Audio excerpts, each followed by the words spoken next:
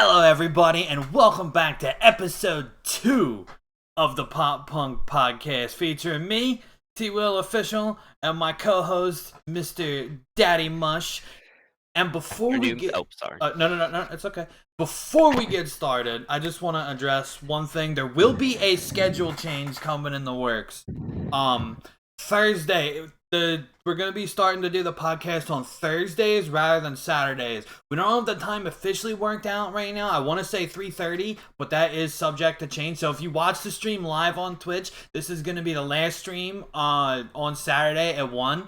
The reason being for that is obviously Saturday at 1 works for both of us right now. But when the quarantine ends and I'm going back to work, I'll probably be working most Saturdays, so that time won't really work out for me. So I wanted to do it now, kind of before the podcast really found its footing and everything, rather than switch up on everybody and be like, oh yeah, going back to work, so the podcast is back at Thursdays. So that's the reasoning for that. Now,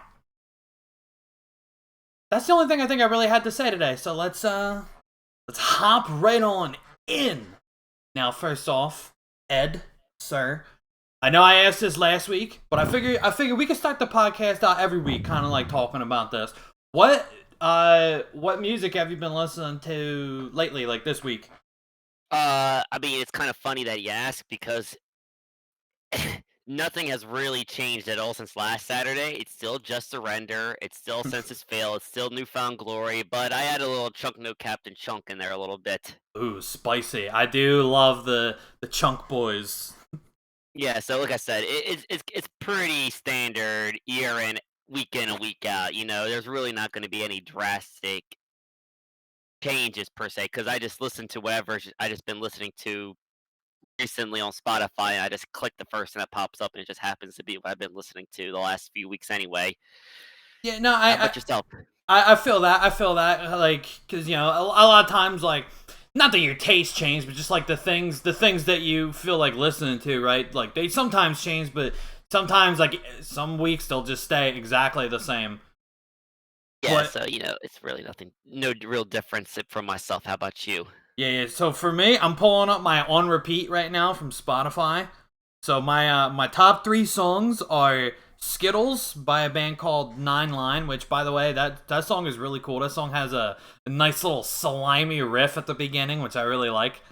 Okay. And then Saddest Girl Story by The Starting Line. Very nice. The Say It Like You Mean It version. Of course. And then actually a song by a couple friends of mine. Time on My Hands by a local band, Win by 2. Oh yes, very nice. Win by 2. Yes. Yeah, because for those that don't know, the bass player in that band is actually a close friend of mine. So I've been listening to it to support him, but it's also just music that I would listen to even if I didn't know anybody in there, and they showed up in my Discover Weekly. Really good stuff. Mario's the bass player. Yeah.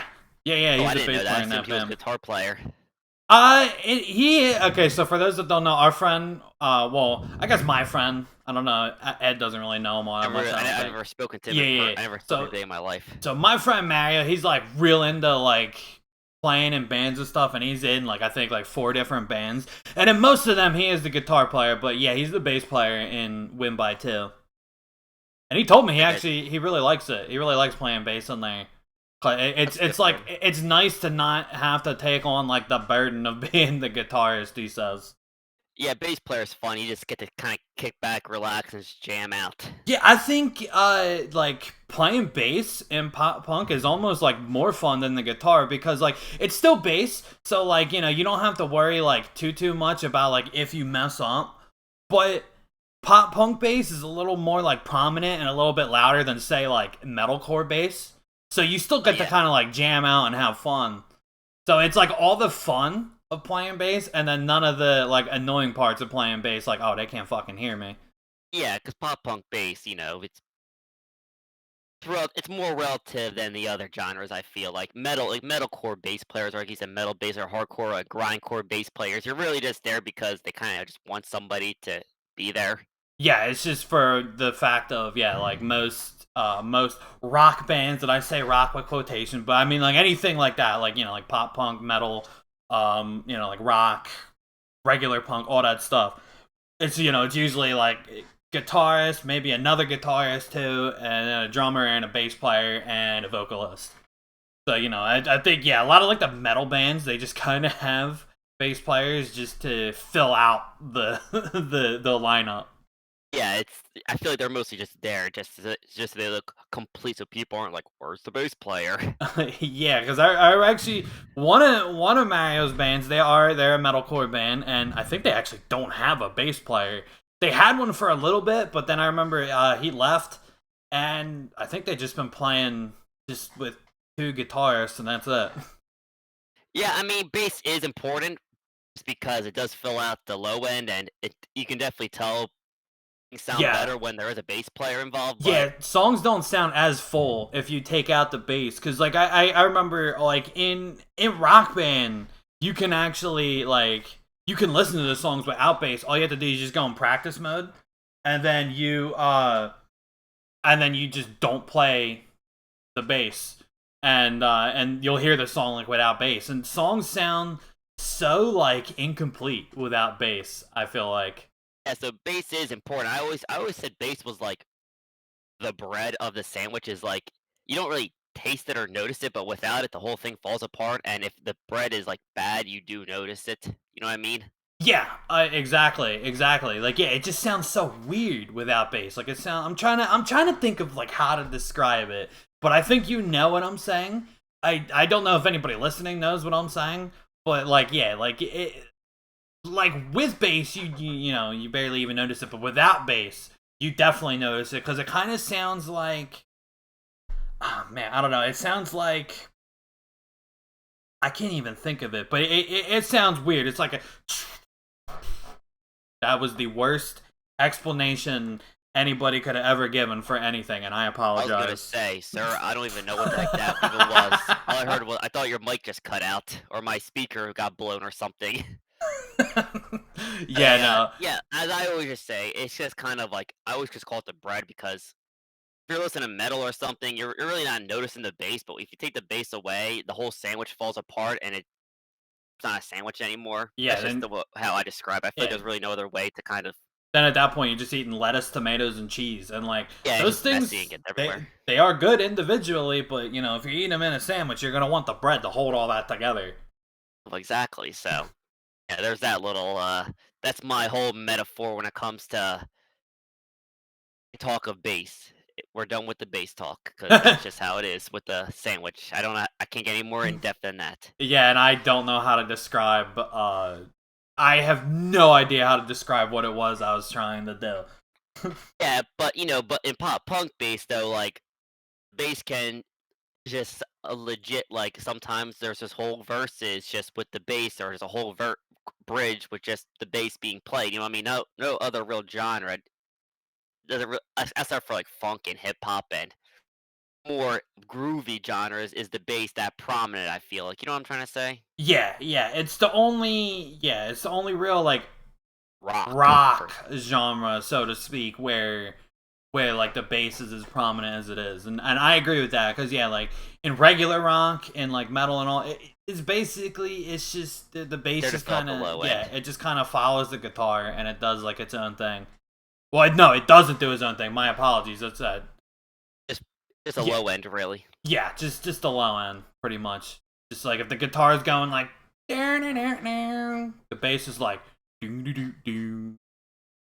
Yeah, but pop punk bass, they have legit just I mean, we everybody who's listening to pop punk knows what we're talking about. It does its own thing sometimes per se. Like it'll just Yeah, be an entire verse of just bass and stuff like that, or it'll have some kind of cute little do do do do do do do do do do do do when the guitar's just yeah, kinda ringing out. exactly. Yeah, like I remember I was watching a video yesterday. Rick Beato, he was talking about like what makes a song good from like a like from like a songwriting standpoint, and his like episode one was all the small things. And he was talking about like the part where like the guitar kind of just like rings out during like the like the say it ain't so part, and it's just like the guitar going like and then the bass is like I'm just thinking, like, yeah, only really in pop punk will you hear something like that. You won't really hear that in, like, like post grunge or like hardcore music. Yeah, yeah, because in those genres, it's very guitar driven per se. Yeah, exactly. I agree. And that's like in rock band, it's tough playing bass in rock band because most of the time, if you're playing bass in rock band, it's just kind of like someone else beat you to the guitar. Because playing bass in rock band, it's you play it the exact same way you would play guitar, so it's just guitar with less notes and like no solos. Yeah, yours the low end. Yeah, exactly. Even in like something like pop punk, right? Like all the small things. If you're playing that on bass in rock band, like you're still just playing like single note shits.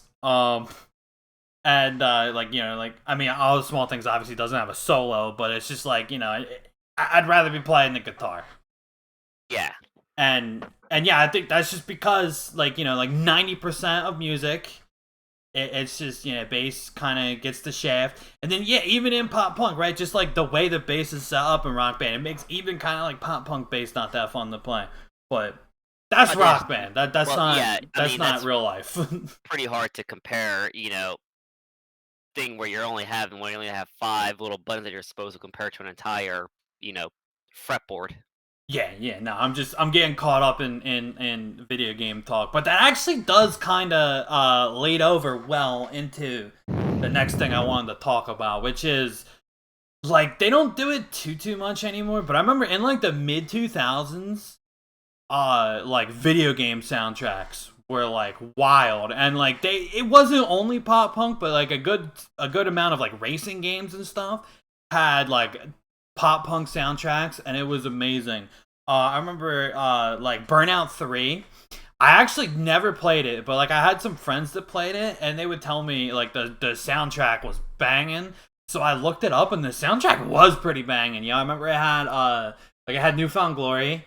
It had Mhm. like Congratulations, Smack and Katie. River Um, Pacific, Midtown, yeah, it had Midtown. It had some Sugar Cult in there. Before a Friend, Fallout Boy. Yeah, it had a lot of good stuff. And a lot of I'm just racing looking at the games. F-ups. Yeah, like Rock Band. As much as I love Rock Band never really had that great of a pop punk selection. But like racing games, and of course the infamous Tony Hawk, which is where I think a lot of kids got into like pop punk and skate punk through like Tony Hawk. I would say. I mean, I know I did because that's where I heard Zebrahead. I first heard Zebrahead in two places.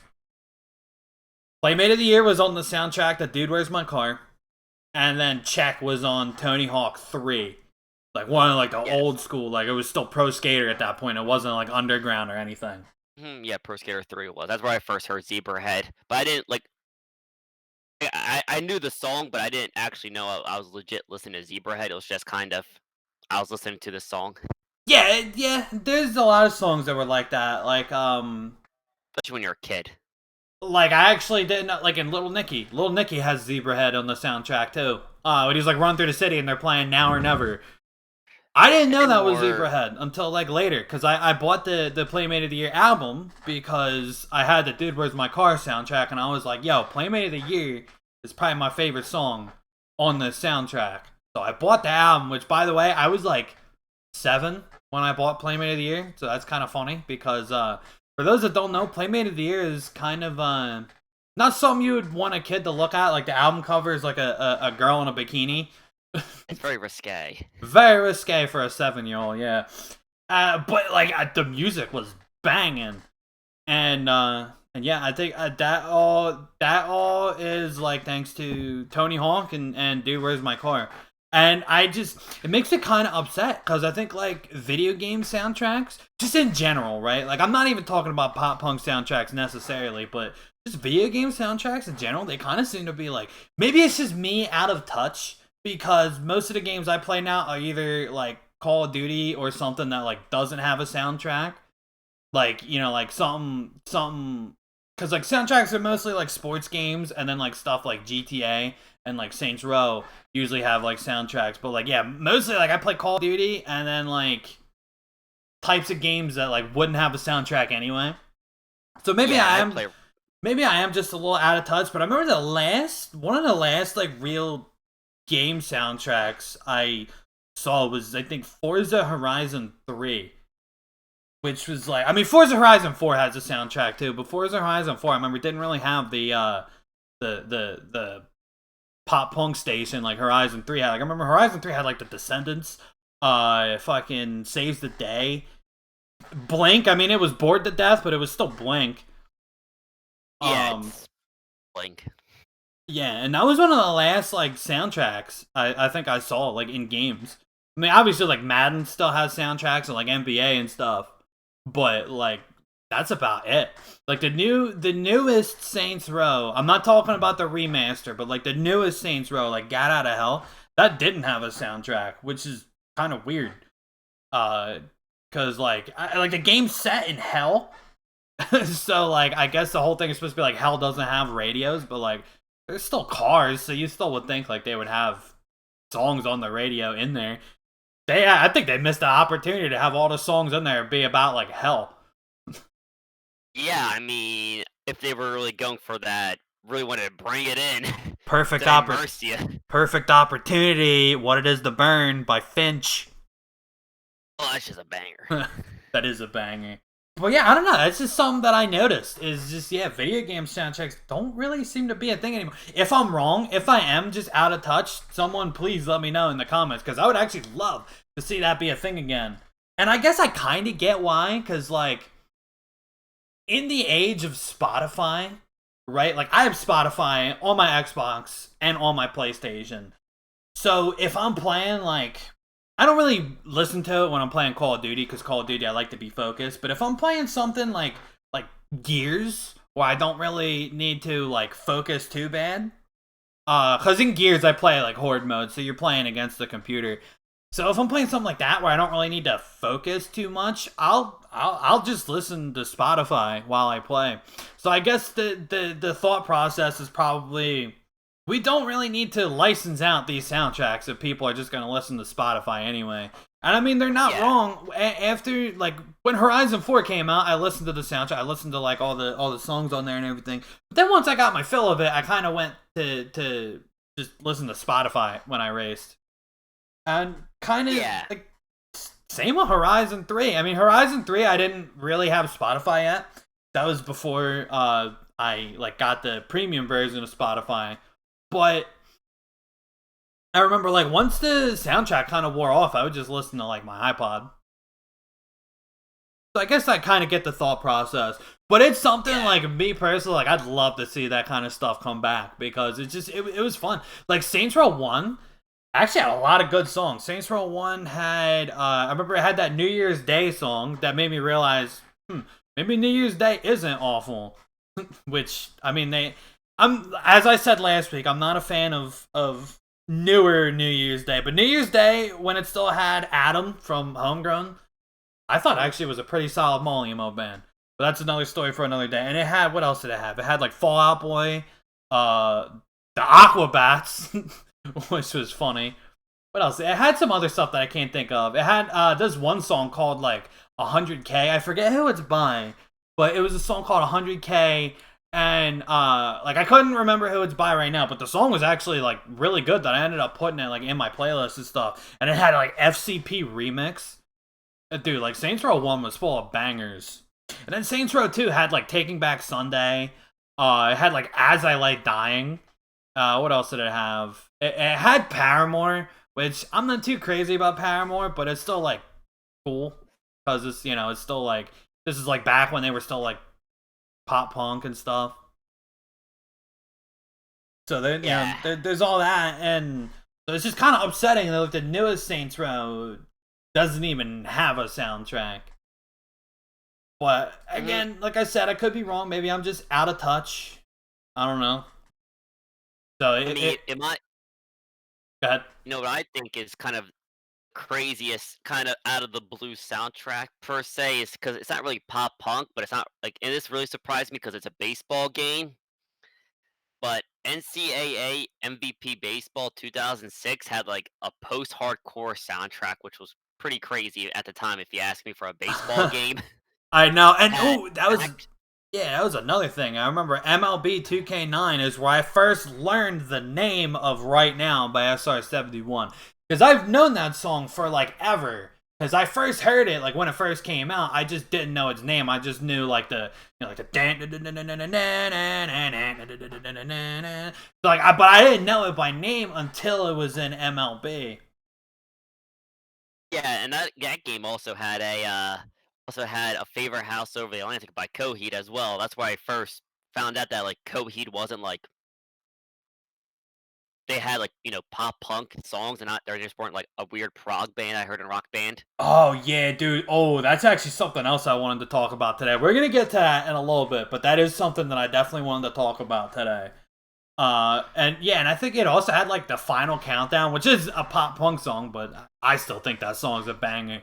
You may disagree, but I think that song's so like ridiculous that it crosses the line over to amazing. Yeah, I mean it's just it's something else. I'll just say that it's something else. I get a sick kick out of that song. Yeah, but MVP '06 college baseball was pretty crazy. It had Die Romantic by Aiden, Action Action, Bayside, Hawthorne Heights, Silverstein. Had like 8 Oh, songs, that was it. I fucks with like all of them bands. I know. I mean, Aiden. I mean, I like the song "Die Romantic," but I mean, they look pretty Yeah, ridiculous. I mean, half of it's probably just because how ridiculous they look, and that's why '06 was a wild year because I it's just a know. pretty inoffensive pop punk song, but the guys are all wearing like skull makeup, which is fun. I know, I love it. And Fun, you okay? It's fun. you get a lot of that with like the mid 2000s bands cuz a lot of them were just like normal like pop punk bands. And Aiden wasn't. Like I know Aiden was definitely they definitely were more post hardcore, but like I like that song Die Romantic is just like a pop punk song. But like you got a lot of bands where they were just kind of like pop punk, but then you look at them and they look like like they got like the really pale skin, the like dyed black hair, the guy liner, the like all black clothing. Oh, Just I because know. like It's just because '06. that's what was trendy back then. Yeah, I missed the mid 2000s. Yeah, that was something else. I wish I could have really taken it in for what it was worth instead of being on my early 2000 drive-through pedestal and just embrace what was in front of me. I know. Yeah, But because to be like fair, I first started out wanting to dress like that. I remember I was 4th grade and I was begging my mom to let me like dye my hair pink and like paint my fingernails black and wear like Bankos. I was all I up in know. that good Charlotte wave in '04. I know, dude. The shit that like we want to do when we're little kids.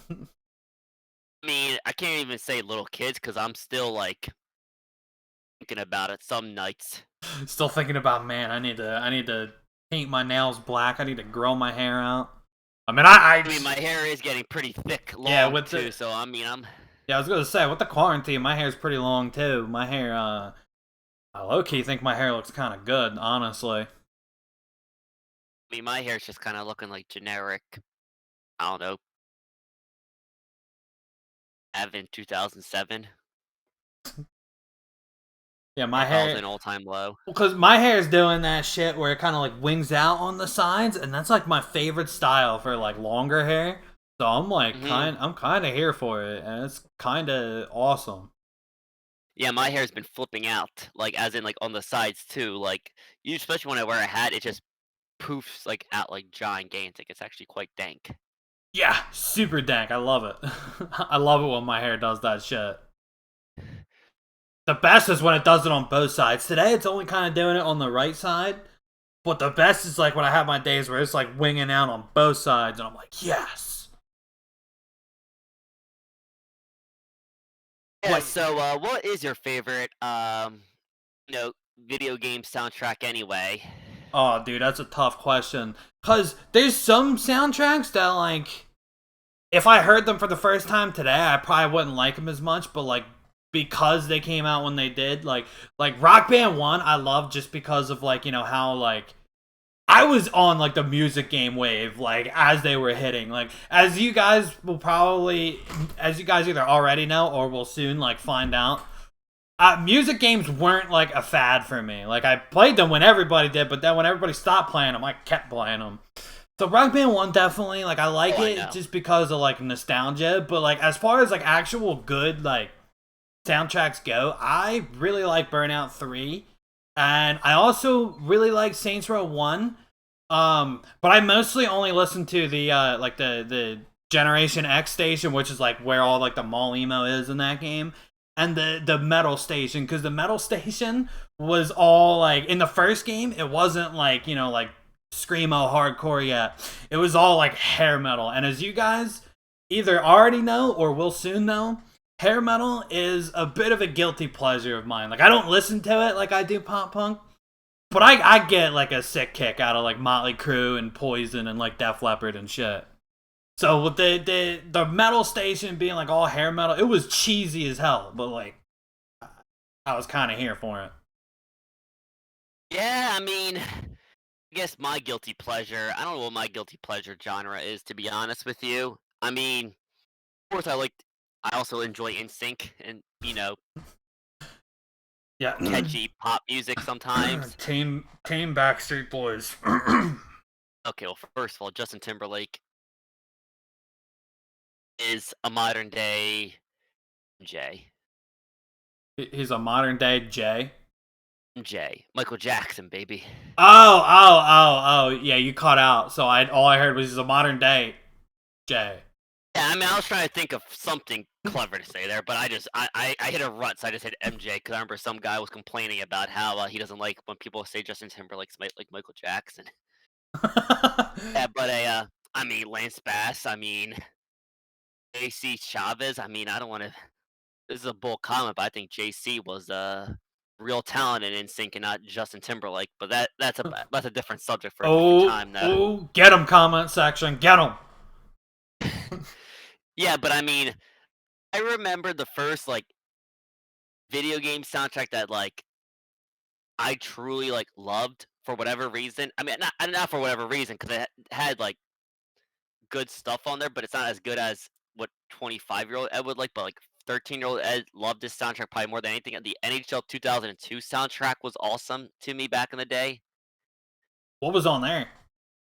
Um, it was essentially just some 41 and friends. I Like, I it I had Gob, Treble Charger, and Sum 41. That was pretty much the only songs they had were by those bands. I do enjoy Sum 41. Well, I enjoy their first like 3 albums. Everything up to like Chuck. Yeah, Underclass But Hero is pretty good too. But well, yeah, Underclass Era is good, but that's like the exception, not the rule. yeah, but like yeah, the NHL '02 soundtrack was just like it had like Makes No Difference, Fat Lip, I Hear You Calling by Gob, Brand New Low by Treble Charger, and American Psycho by Treble Charger. So it was only like 7 songs, but it was like the only 7 songs I wanted needed. And this was at the peak of like for whatever reason I was really big into the Ontario pop punk scene or Canada pop punk scene. So I only exclusively listened to Gob and Treble Charger and Sum 41. The And Ontario. my username was like lit. That's cringy, but it was lit gob TC 18242 because I messed up the 41. So, but yeah, it was 3 of those bands were my username. So I mean, it just showed everything I need at the time. So that's why I loved NHL 2. But the Burnout 3 soundtrack it's pretty much a masterpiece, honestly, Oh, for I know video that. game Yeah, soundtracks. the Burnout 3 soundtrack was just is something else. Like that's I think where I first heard At Least I'm Known for Something, which went on to become my favorite Newfound Glory song. Yeah, and there's Reg in the Full Effect, the F Ups, Yellow Car, Newfound, Midtown, Jimmy Eat World, Funeral for a Friend, From First to Last, Yo, that's Boy right. Bros, like I forgot it did have Funeral for a Friend. It had Rookie of the Year. yeah, which is like my favorite song by them, which is like one of them. Don't tell anybody, but the only one of the few songs I actually know by them. Yeah, it's okay. Uh, I only know 2 songs by them. I think I know that song, and I know another song called Streetcar. Streetcar is also, probably my favorite by them, also like Juno by them too. But that Rookie of the Year, that little opening like breakdown slash chorus hits hard. I like the Yes, and, so there's that. But, Tony Hawk Pro Skater 3, of course, had Zebra Head and stuff, so, I mean, that by itself is Yeah, pretty good. because I remember Tony Hawk 3 also had like the Ramones. And when I was like 10, like I'm gonna be honest, and I also do want to talk about this a little bit later in the podcast, but I'm not super into the Ramones anymore. But like, dude, for some reason, 10-year-old me was fucking all over the Ramones. So like Tony Hawk 3 did show me the Ramones. I remember it had Ace of Spades, which is another like kind of guilty pleasure of mine. I do fucks with that song. What else? It had Exhibit. yeah, Exhibit. Uh Not the Same by Body Jar, which is another Yeah, banger. yeah. I mean, I think Tony Hawk Pro Skater 2 has some bangers like, Millencolin and crap like that. Yeah, and it had Goldfinger. Lagwagon, Goldfinger. Lagwagon, Wait, no. Goldfinger. Goldfinger I think was the first game. The second game wasn't Goldfinger.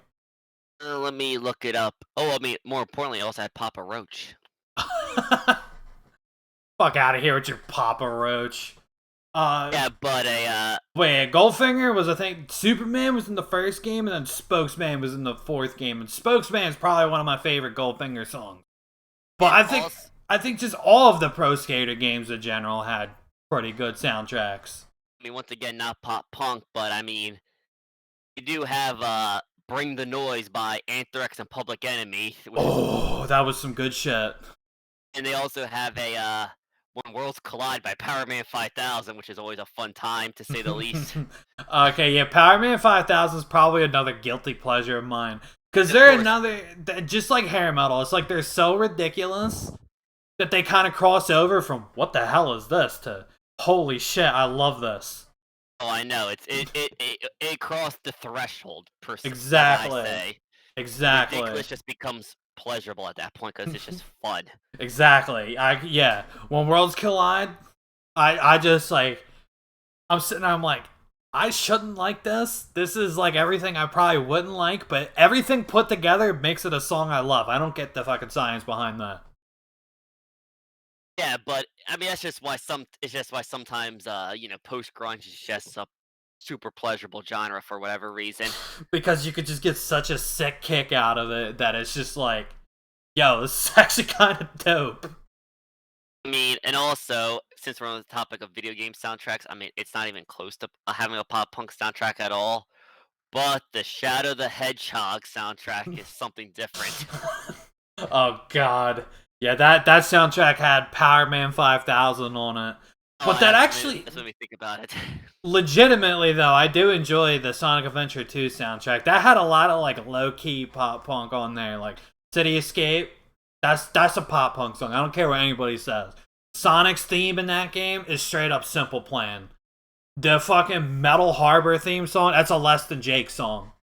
Like there's a I whole know, lot of like yeah. low-key pop punk in that game. And I fucking love it. Sonic soundtracks seem to be pretty good slash pop punky in general because the game is pretty bad. But Sonic 06 had Zebra Head, and then Unleash had Jared Reddick of Bowling for Soup on there, and of course Cash Cash and Sonic Colors. Yeah, I remember there was a good couple weeks where like I legitimately was like all about that fucking Cash Cash song that was in Sonic Colors. Because for those that don't know, I do like genuinely I enjoy Cash Cash quite a bit. So like when I saw it, they had a song in Sonic Colors, I was like, oh shit, and it was actually like kind of good. It was actually really good. Yeah, in my opinion, that's my favorite song found in a Sonic game. Honestly, was the Cash Cash Reach for the Stars. Yeah, that song is pretty banging. Yeah, so I mean, there's that. Yeah, I mean, I guess that's a little different because what I was talking about with like video game soundtracks was, I guess, like licensed soundtracks, so to Mm. speak. But like, no, like I'm so glad you brought that up though, because yeah, like those are good, and I actually would love more games to do that, right? Like make songs for the games. I guess you could argue that that's kind of cheesy, but like, dude, I listen to hair metal and Power Man 5000. Cheesy ain't gonna fucking stop me. Yeah, so I mean, as long as it's fun, I really don't care what it is. Yeah, exactly. And like I said, there was a lot of good songs, like the Sonic's theme and fucking Sonic Adventure 2. It's Simple Plan. I actually would really love to see Simple Plan cover that song because it already basically is. Just with some power metal dude singing over it instead of Pierre. Yeah, I mean, speaking of Simple Plan, I mean, they do know the kid-friendly soundtrack sitting there on the Scooby-Doo soundtrack, That's true. and that Uh, is a banger. except for I remember the soundtrack I had. I think it was the soundtrack to the movie. Was I had MXPX doing the theme song. Well, that's still a pretty good I compromise. I know. I And mean, you for know that actually does bring me into something else I want to talk about. And that was not only did game soundtracks have like pop punk on it, but like in the early 2000s and like I guess in the mid 2000s too, but I think in the mid 2000s they kind of switched over to like high energy indie rock, so to speak. But like in the early 2000s, like movies, comedies in particular, always had like really pop punk soundtracks, and I love that. Like I remember like American Pie had like American Hi-Fi and like Newfound Glory and Fat Lip and shit. Blink. Yeah, Blink. Yeah, the first movie actually had them in the movie. Well, the American Pie soundtracks are essentially kind of they're pretty much half of them are pretty much just pop punk album compilations. Honestly, at this point, Yeah, and I love in the early 2000s, like I said, like earlier, Dude, Where's My Car? That kind of like got me into Zebrahead. I think that actually probably got me more into Zebrahead than Tony Hawk because I like Playmate of the Year way better as a song than I do Check. And what else? Like Little Nicky was definitely more of like a metal soundtrack, but Little Nicky also had Zebrahead. Um, fucking what are some other ones? I remember, dude. Yeah, even like another Adam Sandler movie, Anger Management, had a song. I can't remember the name of it right now, but I remember like it had like some pop punk in there. And I Shazammed one, and I ended up like listening to it. Like I looked for it on YouTube. They didn't have it on Spotify, but I remember like I Shazammed it. It's like just towards the beginning of the movie. It's just doing like an establishing shot of the city, and there's just like some pop punk playing. I'm like, holy shit! And like for those, Adam Sandler is pretty like people love to meme how his movies always have like 80s dad rock, and as an Adam Sandler fan, they usually do, but. But like that's just how like I guess powerful that shit was in the early 2000s that even like Adam Sandler, a man known for like 80s dad rock, had some like pop punk in his movies. I think that should tell you how like big that shit was in the early 2000s. yeah, like it was just as we mentioned last week, it was just a mainstream genre at that point. It wasn't Yeah. like a niche audience as it is today. Yeah, exactly. And it's like I said, I miss the like the new guy. I think had like Bowling for Soup in there. Oh yeah, Fucking it had a Dickie Roberts also had Bowling for Soup in there. And Damn It, and a whole bunch of like Dickie Roberts had a pretty pop punk set. Dickie Roberts also had Good Charlotte, which by the way, Dickie Roberts is a funny as hell movie. If anybody hasn't seen that, is David Spade, and it's funny. And if you like pop punk, which I'm assuming if you're watching the podcast you do, has a very pop punk soundtrack. yeah. Any of those really early 2000 comedies do like American Wedding had Gob, American Hi-Fi again, Avril Lavigne, All American Rejects, Sum 41 again, Newfound Glory again, Good Charlotte. American Pie 2 had Phoebe Cates by, Phoenix TX. Which is probably my favorite song of theirs. Yeah, I mean, American Wedding also had Bouncing Off the Walls by Sugar Cold, so I mean, it's just like they're pretty much like half of the soundtrack are just like pop punk, and the other half's just like Yeah. Yeah, just pop like music. yeah, pretty much like the pop music of that time. But Yeah, like yeah, so I mean, that's something I would love to come back in like movies. And like with video game soundtracks, I get why they don't like have soundtracks anymore because there's Spotify, but you're not gonna put on Spotify while you're watching a movie, right? So like, I don't know. I would love because towards like the mid 2000s, like I said earlier, they didn't really hop on the mall emo wave because mall emo obviously doesn't really fit that much in like goofy comedies because it's all talking about like funerals and shit. So like the dark.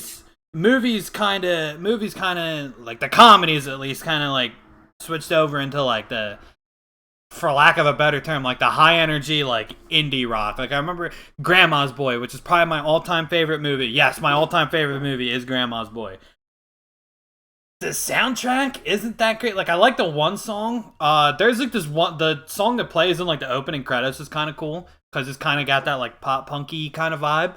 But the rest of the songs on that soundtrack was like pretty much all what I'm talking about, like that like high energy indie, so to speak. And Yeah. it's just kind of upsetting. And like a lot of movies did that. Like I'm pretty sure like Accepted kind of had that same vibe. Where it's like the high energy like indie rock. And like these are good movies. Don't get me wrong. I don't have anything bad about to say these as movies because like the early and mid 2000s comedies are like my favorite like ever. But I'm just thinking like yeah, I'm just looking at the Accepted soundtrack. Yeah, it has a lot of like Modest Mouse and stuff like that. yeah, Like and Weezer and yeah, I can't help but think like if Accepted came out like 3 years earlier, it'd probably have like Gob, Sum 41, Newfound Glory, like it'd probably have all that shit on its soundtrack. yeah, and like it just seems like movies don't really have licensed songs in there anymore. At least the movies I don't watch because I usually watch dramas and other psychological thrillers. I'm not really watching the teen comedies that come out nowadays, so there's really I, no use for it. as you know, I do. So like, I will watch anything with Adam Sandler or Will Ferrell in it. And well, I guess with Will Ferrell, it's not really fair because the only Will Ferrell movie that came out, I haven't seen his newest one on Netflix yet. I'm gonna assume that it doesn't have a pop punk soundtrack because it's all about it's like Euro dance pretty much because it's like all about their like European like I think pop stars or something like that. I don't know. I've only seen the trailer. I haven't seen the movie yet. So I guess with Will Ferrell, it's not super fair because the only other movie that's come out recently was like that Sherlock Holmes movie, and Yeah, that was set in the 1800s, so it wasn't gonna have a soundtrack anyway. yeah. I mean, it's not really. There's no pop punk music Yeah, in the early 2000s. they're not gonna bust out "Damn It" while he's solving a case in 1885. Yes, exactly. But But yeah, like on the Adam Sandler side of things, he pretty much is still like just the '80s dad rock. But he's definitely been doing because I remember like Murder Mystery had like a kind of like a poppier vibe to it because it's like they were like on vacation. I forget where they went to vacation on in the movie, but there's somewhere like exotic, so it had kind of like a more like exotic like poppy type soundtrack. But yeah, for the most part, he just kind of stays with his like '80s dad rock. Um, I guess I don't really watch like too much else. I watch what else? I saw this movie is called like Big Time Adolescence. It had Pete Davidson in it, who like I really enjoy Pete Davidson. Can't really remember the type of soundtrack that movie had though. okay, Cause that it was like labeled a comedy, but it wasn't really that funny. But I don't really mean it in like a bad way, like it was just bad. I mean it more like I feel like it wasn't really trying to be a comedy. It was kind of just more like a coming of age type movie that just yeah, had some funny parts, so it just kind of gets labeled a comedy by default. a dramedy, one could say, really. I guess kinda, yeah. That or like it was like a realistic comedy. Cause Okay. like there was parts that made me like like blow air through my nose. Like I was watching like oh I don't know if you guys heard that. I blew air through my nose. Um, there's nothing that made me like die laughing, but like the characters were very realistic. I would go more in depth if this was like a movie podcast, but it's not. um, so like yeah, so like I don't know the soundtrack. I don't really remember the sound. I think it was like a lot of like party type music. I remember Mo Bamba was on the soundtrack. Oh, very nice. I just like it. I just like that song because he's a player on the Magic. Yeah. But Uh, go ahead. yeah, but another not pop punk music at all, but one of my favorite soundtracks is the American Psycho soundtrack, just because of how ridiculous and goofy the '80s pop music in there is played in. You like Huey Lewis in the news? Huey Lewis, you have that you got some Huey Lewis, some Phil Collins, some Uh, Whitney Houston. I won't lie. I do legitimately enjoy the Huey Lewis song that plays To be square. when he's spoiler alert when he's killing Paul Allen. That's Hip to Be Square, right? That's it to be square. Yeah, that song's Also, when like. I mean, I heard it from the movie, so obviously, like, it kind of makes me like think of the movie when I listen to it. But like, I do legitimately enjoy that as a song. Yes, or Simply Irresistible featured by Robert Palmer, or that Walking on Sunshine song as he's menacingly walking in the hallway. Yes, but a little off subject though, sorry. Well, no. It's okay. It's still an early 2000s movie. I mean, it's set in the 80s, so it features 80s music, but it is an early 2000s movie. Yes, it did come out in 2000. Yeah. And it was a hell of a movie. It is Again, a it, dark comedy. yeah. Again, if this was a movie podcast, maybe we'll do a special movie episode where we just talk about movies we like. Because I could do a whole episode just talking about movies I like. But Yeah, it's yeah. very easy to fall down the rabbit hole. Yes, it is. But yeah, no, and American Psycho was awesome. Little Nicky, like I said, it was definitely more of a metal soundtrack, but it did have Zebrahead on it, and Little And Nicky like, is probably one of my favorite Adam Sandler movies. If I'm being honest, I think my top three would probably be, That's My Boy would definitely have to be number one because it's hard art, and I love it's like a raunchier version of like his usual shit. I know the movie like flopped. And I mean, obviously, it got bad reviews. All his movies get bad reviews, but like, I fucking loved it. And then Little Nicky would probably be number two. And then, I don't know, either The Wedding Singer or The Longest Yard would round out my top three. I don't know which one of the two. One of those two. But, lit in Little Nicky. uh, yeah. Oh, so it kind of has to become number one then. And then Lit is also in Mr. Deeds. Is that Of course they have another drink, waste some time with me. We're happy in the meantime. Yeah, Lit's terrible. But yeah, so that's yeah, that's my favorite movies. But anyway, yeah, so like okay, so I want to ask you a controversial question. Okay. The first true pop punk song. I know people are probably gonna be mad at me for my opinion in the comments. Before Yeah, I and talk I'm about gonna have mine, to I want to. politely disagree because I do things where it may not be a pop punk song by today's standards, but I'm thinking of like the 1970s per se. Yeah. So like I do it as like compared to the rest of the music. I mean, I do think I mean I guess I could consider the Ramones as like kind of they laid the groundwork for the genre, if you know what I'm trying to say. Oh, absolutely. Yeah, no Ramones would mean no pop punk for sure. I mean, you hear Blitzkrieg Pop and their other songs compared to like the Sex Pistols and the Clash, and like I think they're a little later because I'm not really too kind of keen on I guess quote unquote real punk history, but like Dead Well, Kennedys and like Black Flag. I mean, Ramones is definitely the most pop punk of them all. that's true. I agree with that. They're definitely pop punk compared to their peers. I don't know. To me though, it definitely still just kind of sounds like punk music. And that's kind of what I was saying like earlier about how I'm not like super into the Ramones because I'm actually not like super into like regular punk.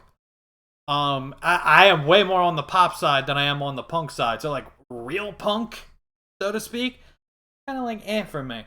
And I just kind of see like the Ramones definitely have some good songs. They definitely have some like really poppy songs. Like there's one song by them that I actually really enjoy. I think it's called Daytime Dilemma, and it actually sounds like something that would have come out in like 2001, but it was like 1986 or like 1985, one or the other. And it's actually a really good song. But like most of their stuff is just kind of like, eh.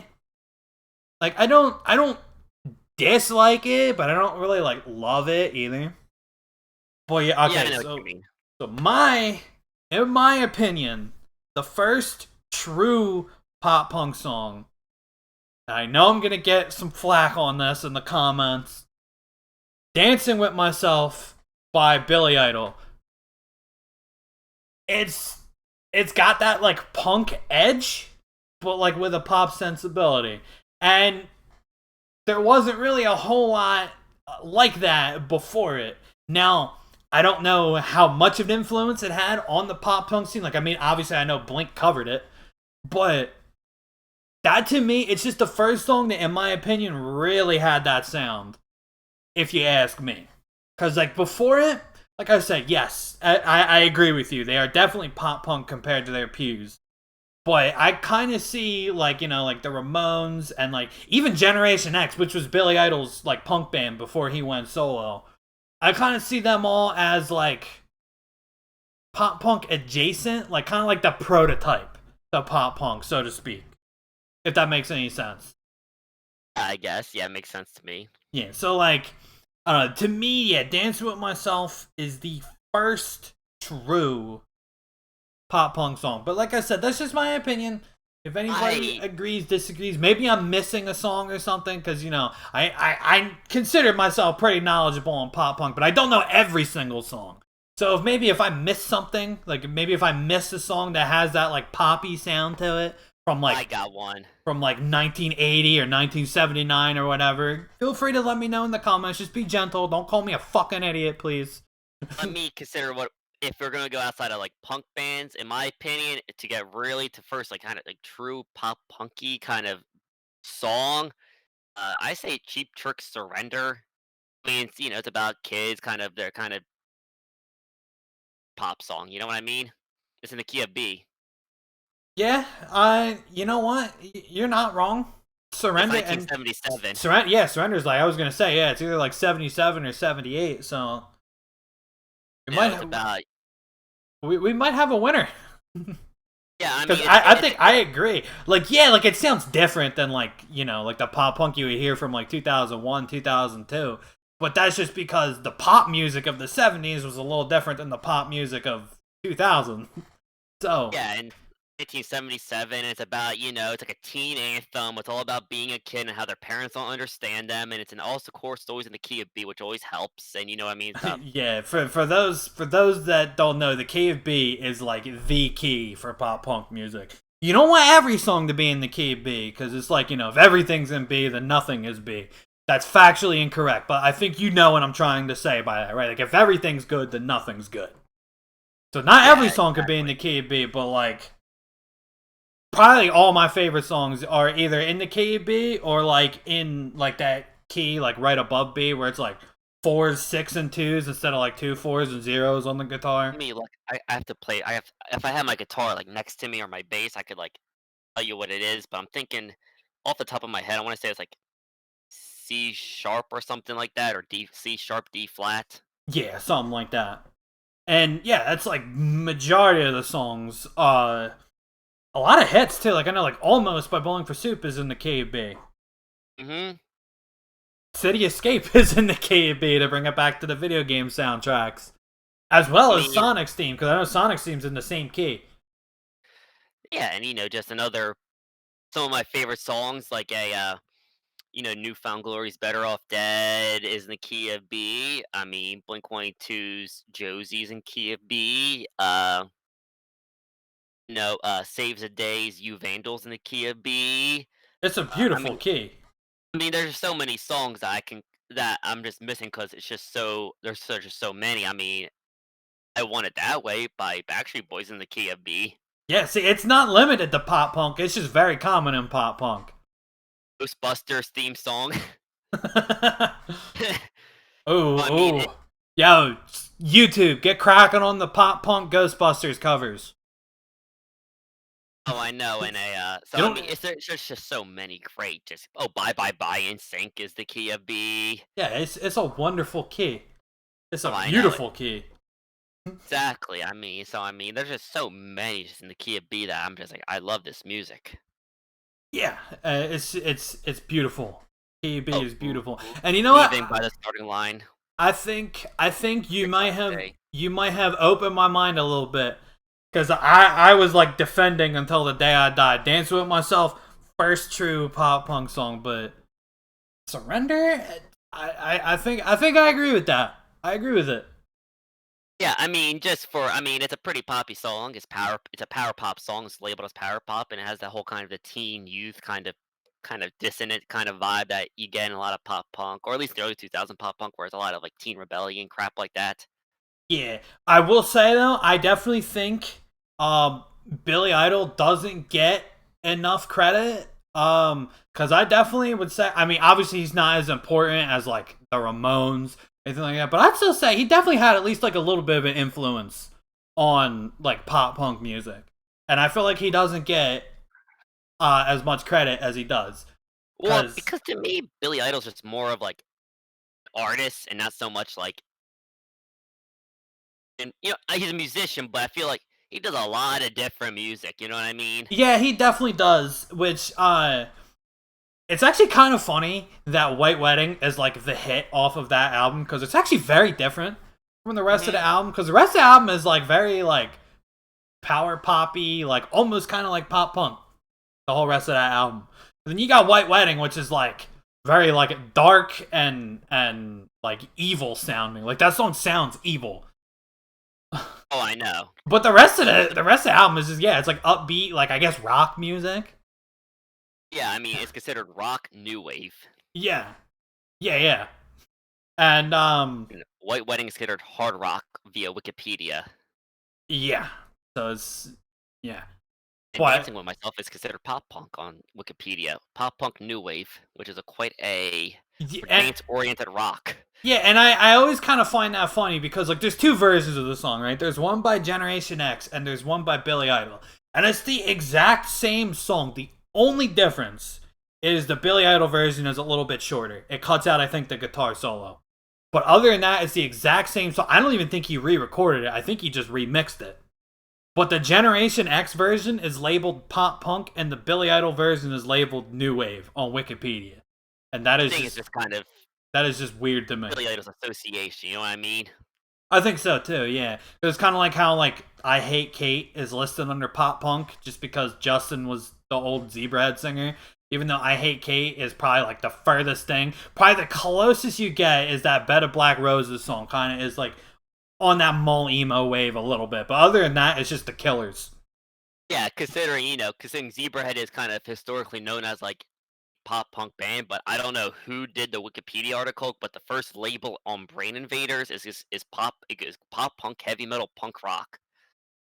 Yeah, I would take out the pop punk for Yeah, that. but just because, they're just a pop punk band by default, known as a pop punk band, so they kind of get considered as a pop punk album by default.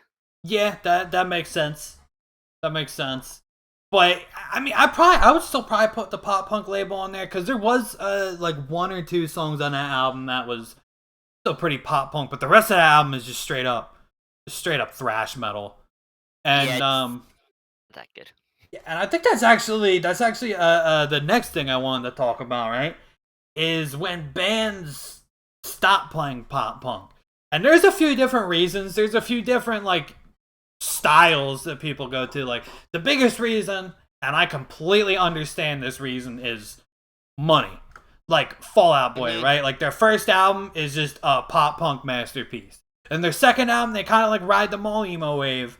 And then after that, they just kind of become a pop band, right? But like, Yeah. I completely understand that, right? Like, I always constantly say, I'm not a fan of Fall Out Boy's new music, but I respect it. Because Pete Wentz's bank account is like 16 million. You don't get that playing Sugar We're Going Down in 2020. Yeah, I mean, people like it for nostalgia's sake, but they would not. They would have just kind of fizzled out just as another random. Yeah, I think Hey, they you remember this band? yeah, they would just be Facebook. another one of the many like TLA like nostalgia acts pretty much. Yeah, they pretty much be what Hawthorne Heights is today. Which is unfortunate because I actually Hawthorne Heights I think as a mall emo band is way better than Fall Out Boy, but that's another discussion for another day. So that's always that one I can at least I respect that. I get it because I always say like the people that unironically use the term sellout is either 16, never worked a job that they hated, or both. Because to me, it's not really selling out, it's just being financially responsible, right? Like people like, the type of music that Fall Out Boy is putting out now. So it's gonna obviously sell more albums than a mall emo nostalgia album, you know what I mean? Yes. So for that, like I can respect it, even if I don't personally like it, because I like Take This to Your Grave and From Under the Cork Tree. I do like those albums way better than like Mania or whatever their new albums are called, Save Rock and Roll. But I respect it because again, Yes. Pete Wentz, his net worth is like 16 million. At least the last time that I checked. It could be Yes. even more now. But Yes, because it's funny. last I checked, his net worth is 16 million. Yes, I would because not mind if you're telling me I had a chance to make 16 million just playing music, but I had to play like pop music. I'd be like, shit. I'd play anything. Exactly. It's like it's funny because it was like this is like after from one of the, I mean from a Taste of Your Grave came out, and I'm watching a video of them playing at like a Knights of Columbus hall Yeah, exactly. And then today they play like stadiums. at the BBT Center or whatever the Wells Fargo Center is named now because they change that name like every 3 years. Yeah, yeah, But like it's like I don't blame them because, like I said, the people either say that or it's like people who started a band and it's like their very first band they've been in, so they don't realize that like it's hard to make money playing music you actually truly like. There's very few lucky ones that get to do that. yeah, yeah. Exactly. And it's tough. Like I said, I don't blame them because you know what? Good for them. Because even if they're playing music I don't personally like they are making more than a decent living doing it. They're actually making a ton of money doing it. So I Yes, I, and I respect it. Even if it depends on the band too. Like Fall Out Boy, I get it because if not, they would have went the way of Yellow Card, where they would have had a platinum album, but then people would have forgotten about them like 5 years later, which is what happened to Yellow Card, and that's why Ryan Key of Yellow Card gets to play behind everybody at Newfound Glory. yeah.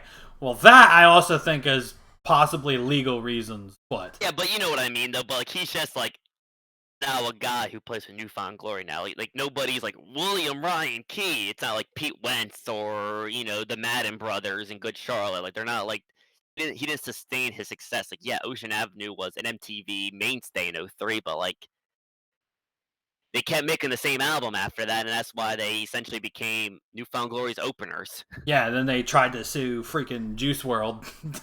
Yeah, well, I mean that's a different subject. That's a whole different subject. Yeah, that I Yeah, personally but think is hella ridiculous. yeah, I mean you gotta respect the grind. Yeah. A little insensitive to say, Um. but But yeah, no. jokes, jokes. And then yeah, but that's like the poppy side of things. Another one I see is when a band just goes like thrash metal, like Zebrahead, or I've seen it with Sum 41, and that One of like the I mean biggest offenders. yeah. And I mean, like, like, I guess good for them if they're, making a living doing it, but, like, I just don't understand it. Because to me, it kind of seems like. Alright, so for those that don't know, the legend P. Adams coined the phrase gotta eat. Which is, when a band cuts out, like, a pop album, and it's like, I respect it, because you know what? You gotta eat. You gotta put food on the table. If it makes money, it makes money. Hey, you But gotta pay your phone bill. But to me, it almost seems like when a band goes like metal, like when a former pop punk band goes metal, it almost kind of seems like gotta eat in reverse, right? Because like 2000, 2001, like pop punk, that was pop music. So that was like the big thing. And then after like they make their money doing it, they just go and put out like weird metal albums, and it's like, are you is this making the same waves that the pop punk albums did? Like that one I just kind of don't understand. Like I know in Zebrahead's case, I know it's definitely has to be because of Dan Palmer joining the band. Because Dan, he's like a metal guy. So I know like he's a metal guy, so he probably brought the metal influence over. And I also know they're really big in Japan. Like they're Yeah, that like was my next they're phrase. like super big in Japan. So I think they probably have the clout and money to be able to do something like that. But like I don't know, like with Sum 41, I just think I'm like these guys are playing like like TLA sized venues. So like I don't know, is it working for them? If it is, cool. Like I said, good for them. Good for them doing what they want to do. But it's just kind of puzzling to me. Yeah. And like I guess Or like unless they just made so much money that they don't even care anymore. yeah, that could be it too. Because Sum 41 was. I mean, it sounds funny to say this now because there's a clear like winner, but in the early 2000s, like they were maybe not on the same level as Blink, but they were definitely like right up there with Blink in terms of Oh, like yeah. relevancy and like I mean, people mainstream were arguing success. who's bigger, like, who's Yeah, better, who's gonna be the next big band. Like, they were not peers, you know what I mean? yeah, yeah. They were peers, and like it sounds funny to say because like Blink just keeps going and getting like maybe not bigger, but they keep staying at the same level of relevancy. Whereas Sum 41 kind of like they had their 15 minutes and then they kind of tapered off. Yeah, like, Blink, they have every album they drop is, like, always top 5 on the Billboard charts. Yeah, like I think California was like number 2, right? It was number 1, actually, Oh yeah, that's California. right. It was number 1. Bored to Death was number 2. I think that's what I was thinking Yeah, of. and, 9, as much as the opinion I have on the album, is actually got number 3 on the charts. Neighborhoods was 2, so, I mean, they're legit just huge, while Sum 41 is just doing nostalgia tours of Does This Look Infected in 2019. Yeah, and for the record, Whatever year that was. I did enjoy that show. I did go to see them play Does This Look Infected front to back. Well, it's funny. Either last year, I think it was 2018, but still, that just still. Well, it's funny because they definitely picked that album because it's like their last album that like people still like, for lack of a better term, like a lot of people like gave a crap about, but it was still Yeah. heavy enough that they're like, I want to play this. Like, I feel like they'll like refuse to play like Half Hour Power or All Killer No Filler in full. Yeah, I know, because yeah, they're definitely like metal fans who I don't know if they just liked pop punk or if they only did it because that was like the wave in the early 2000s. But yeah, you could tell they're definitely Brown Sound in particular. I know he's like the big metalhead of the group. Yeah, the Brown Brigade he had after he quit Sum 41. Yeah, and that was just like thrash metal. And Hmm. yeah, not to mention the album after he quit was just pure pop punk.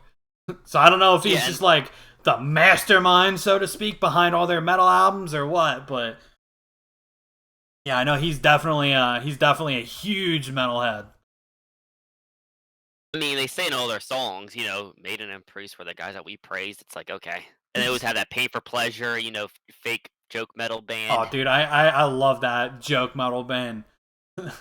I I like that pain for pleasure. Oh, very nice. That's a very beautiful voice you got there. Thank you. And then another one I say of like bands that stop playing pop punk is just kind of like the bands that I guess get like experimental, and it's almost like when they go metal, where it's like I'm confused. I was like, is this working out? Well, like I see a lot, like I see like Coheed, like Coheed, it clearly worked out for them because I don't think anybody even really realizes that they were a pop punk band in the beginning. Because I think the first song most people heard from Coheed was probably "Welcome Home" in Rock Band, or at least to the masses, right? Like people in the scene probably knew Coheed, but I think to the masses, their first real exposure to Coheed and Cambria was "Welcome Home" being in Rock Band. I know that was my first, and I was shocked to hear that they actually made like beautiful pop punk before Welcome Home. Even that album had some pop punk on it, like The Suffering. I'd say That's a that good song. I'd say that's a banger, and it's off the same album as Welcome Home. Yeah, the album with the Roman numeral 4 on it. Yeah, and to that, like I said, that's respectable. Even if I'm not crazy about their new prog stuff, they took what worked and they ran with it. Because Welcome Home definitely made them their biggest waves. Well, yeah, because Rock Band, and I remember that song was used in some weird like Oh, I know exactly what it movie was you're like talking 9 or about. something like Yeah, that, or 9. Yep, it was called 9. hmm Yeah, and that definitely made like their biggest waves. And I was about to say something. I can't also remember Mad now. in '06 too. Yeah, and like it sounds silly now because rock band is like a pretty much like a relic of the past, but in its prime, music games like Rock Band and Guitar Hero were probably about as big as battle royales are now. Like in 2007, it was just everywhere. Like, Everybody did. It didn't matter yeah, what clique you're in. If you had yeah. Rock Band, It you didn't had Rock matter. Band. It didn't matter if you loved rock music or if you just didn't care and you just wanted to play it because it was like a fun game. Everybody played it, and obviously it only lasted like a year and a half. And I always like compare like the whole battle royale thing to music games because I'm always thinking like, yo, if battle royales aren't careful, they're gonna probably go the way of music games because that's exactly what happened was oversaturation. They pumped out like 20 Guitar Hero games a year, and it just killed it for like most people.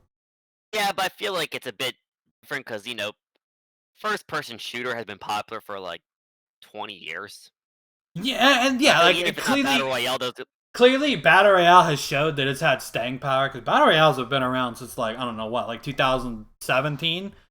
So it's already out. It's already outlasted music games. yeah, and it's Um, more of a traditional video game because you have a controller and not a plastic guitar. yeah, that's definitely another thing that killed it was you had to constantly buy the new instruments, and it just got too expensive to keep up with. Like it's okay once as like a novelty, but then it's like all right, every new game I gotta fucking buy new instruments.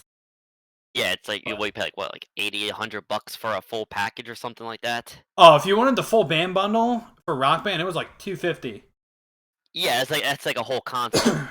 Yeah, but yeah, I'm getting off topic. I just Yeah, we're want now we're you talking about guys. video game Yeah, genres. I just want you guys to know, like in 2007, 2008, yeah, that was like where music games were at. So clearly, like Welcome Home being in Rock Band, that worked for Coheed because they're kind of like Dragon Force, but on like a lesser scale. Because Dragon Force, I think, would be probably like literally nowhere if it wasn't for like Guitar Hero. No offense to Dragon Force or Dragon Force fans.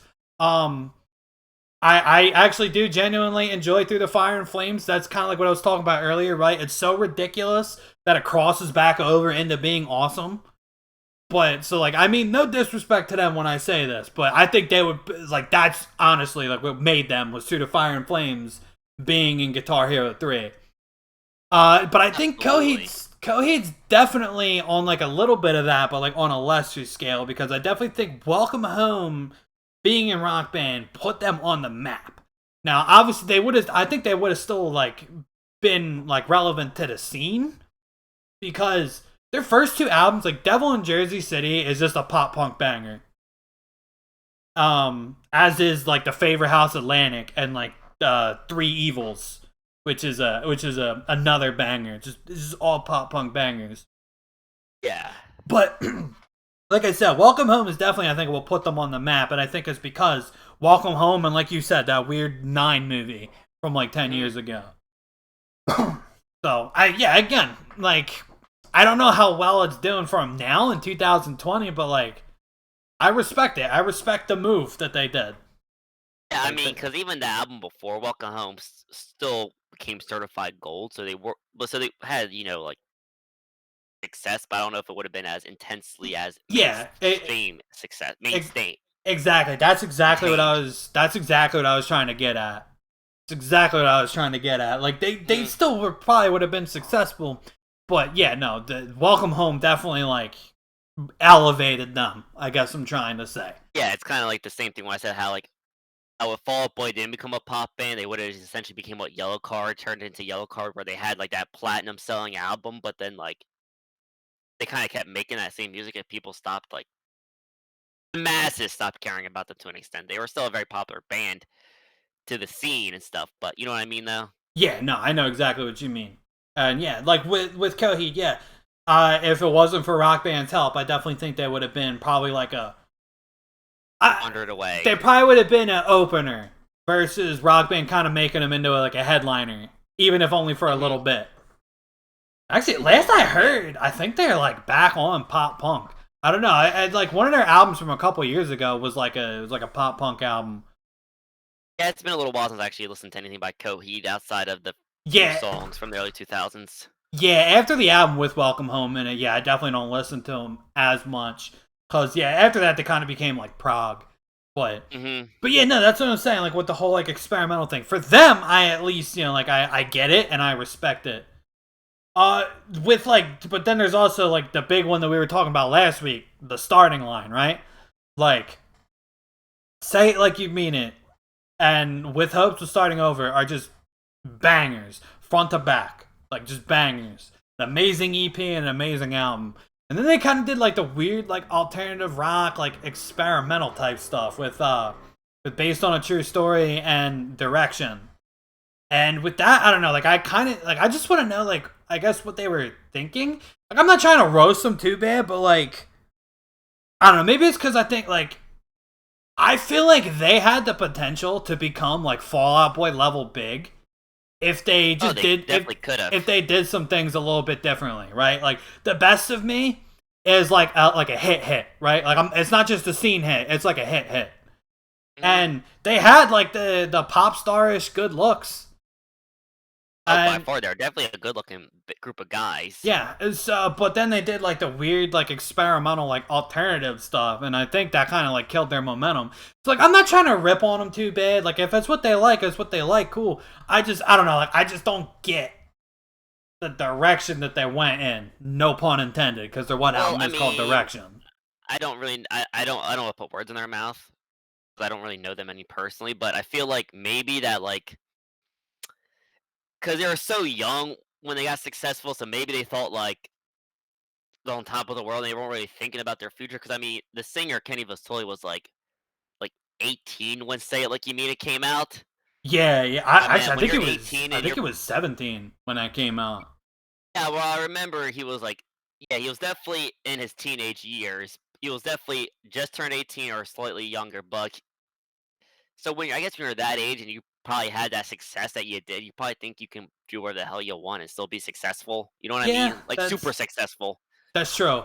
That's true. But they were still Yeah. successful, but they didn't become like they didn't hit the next tier of popularity. They kind of just stayed where they were until they just broke up, which is the generic. You last 3 to 4 albums and you end up calling it quits. Because usually what happens to all those bands. Yeah, that's true. And that probably is what happened. Um, Yeah, I know but the drummer was upset because he wanted to become Fallout level big. yeah, yeah, I remember you saying it's like almost like depressing because it's like, yeah, we could have had a chance to be But like, shit happens. yeah, Yeah, because this, I remember because they had a documentary like "Somebody's Gonna Miss Us," and they were talking about when they're recording their second album that one Geffen wanted them to make pretty much Newfound Glory's Catalyst because that's what it sold, and they wanted and they Geffen was trying to get them to work with a let me look up the producer real quick. I think it's like Neil Avalon or Avalon or something oh like yeah, that. Neil Avron. That's Yeah, Neil Avron. Yeah, they wanted to work with Neil Avron, but they said no, we want to work with our own guy. But then Neil Avron like went to work with From Under the Cork Tree, and now he's thinking like if they just would have took their advice and worked with Neil Avron, maybe they would have Yeah, and I remember, yep, and I remember like in the jumped. in the interview, he's like, you know, shit Shit happens. happened, and he's counting $16 and ones in his out of his pocket. Yeah, and it's upsetting, yeah, because you gotta think, right? Like when you have a band of people, like obviously, some people are gonna want to do one thing, some people are gonna do another, and it kind of sucks, right? Like when you got like his mindset of like, all right, yeah, let's try and be successful, right? Like I Mhm. said, as I said, I don't see it as selling out. I just see it as you just want to be successful, and he has that mindset, and then the rest of the band's like, man, fuck that shit. It's all about the rock. And then the album sells terribly, and you're just sitting there like, I, I told you so. Yeah, I mean, say it sold terribly is kind of a harsh statement, but effing like deprioritized it after like a week, so Yeah, it yeah. wasn't meeting demands. I guess I should have specified. I wasn't talking about their situation specifically, but just that like general attitude, right? Of like wanting to be successful versus people being like, "This is art, and I will do it how I want it." And the funny thing, like they're both two very valid ways of thinking, right? Because like obviously, Oh like yeah, not everybody wants to become Fallout Boy and make like 16 million. Some people just want to get their art out there, and I respect that too. But hmm it sucks when you like looking at someone like the starting line who definitely could have been big, but they just kind of made some poor choices and it kind of screwed them. yeah, for the sake of staying power and stuff. Yeah, exactly. I mean, it did get to 18 on the Billboard charts, but like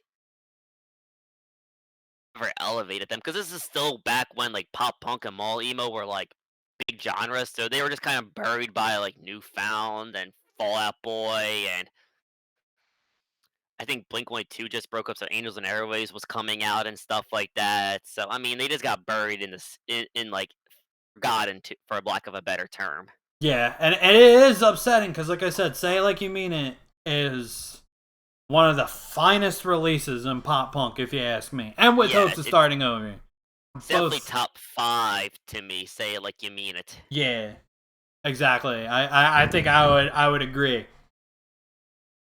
Like I said earlier, right? Like Saddest Girl Story is number 2 on my on repeat playlist. So that's like the stuff I've been listening to the most lately. Yeah, I mean, Cause of course, and Greg's Last Day is just one of my favorite songs of all time. oh, Greg's Last Day is a banger. I mean, I was ready to start punching people in the pit when we saw them live last year, I know. I but I'll be know. back. You're like, oh, I'll be back. And then And after that, I was like, I can go home now. I really don't care. I know that's upsetting, right? When you have a band like that, where it's like you don't really like all their stuff, so you're kind of iffy about seeing them live. Like when we went to go see Punchline, and Punchline's sort of another band, right? Where their first like 2-3 albums were like just beautiful pop punk, but then they kind of tried to get like real experimental, and their new stuff is like, I guess, in the same vein as soft grunge, but I think I would just call it straight up indie. Yeah, I would definitely say it's definitely indie. It's definitely artsy fartsy. Yeah, and like it's fine. Like like I get it. Whatever, do what you want to do. But then they played live, and they played like only their new songs, and I was kind of upset because like again, I'm sure everything has its share of fans. I'm sure their indie stuff has their fans, and if anybody was there to see the indie stuff, then cool, they got to see what they wanted. But I wanted to see like I wanted to see songs from like Action, songs from like 37 Everywhere.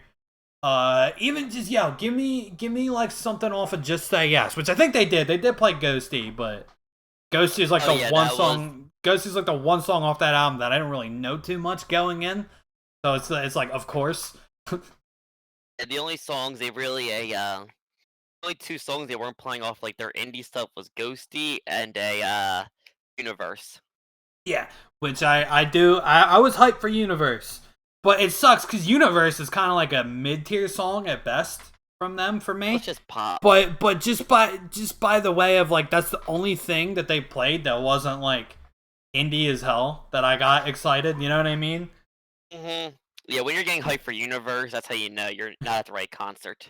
Yeah, I know. When Homie put out the maracas, I knew. I was like, oh, we're in for some shit. Yeah, once they pull out the shaken instruments, that's how you know it's like, oh my god. Yeah, and again, not to rip on them, because like I said, I do very much enjoy their first 3 albums, and I'm sure as people, they're fine people. Just yeah, I'm not too crazy about pretty much any of their stuff past 2000. I guess 2010, because I remember 2010. That was the album like Menatides came back. I'm probably gonna butcher his name, but that's when like Menatides came back for an album, and they were just kind of playing like just pretty much standard pop punk again.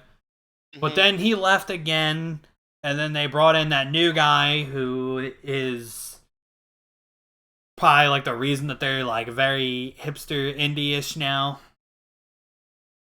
And I'm just sitting there, I'm like, damn. Because I will say, like, Punchline in like 2003 is probably one of my favorites. Like, pop punk Punchline is probably like one of my favorites. So again, like, if that's what they're doing, if that's what they like doing, then cool.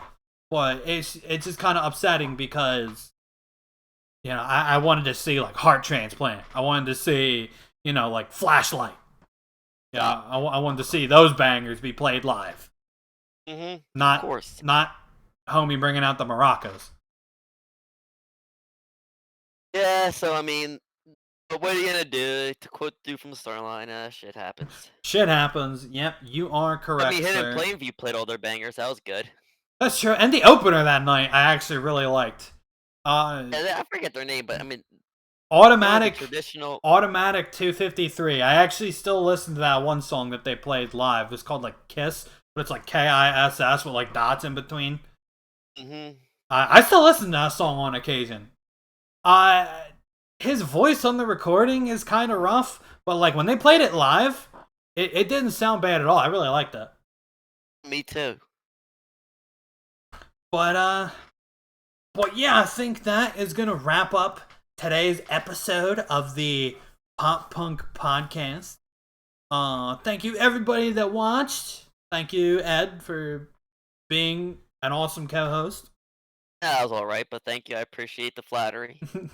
So yeah, remember again, if you're watching this live on Twitch, if you're watching on YouTube, it's still gonna be uploaded on like the normal day. So nothing's gonna change if you're watching on YouTube. But if you're watching on Twitch next week, remember there's gonna be a little bit of a schedule change. Thursday, I'm gonna keep you guys posted with the actual time on Twitter. But Thursday around like 3:30 ish. And all right, guys. Talk to yous later. Bye bye. See ya. Peace.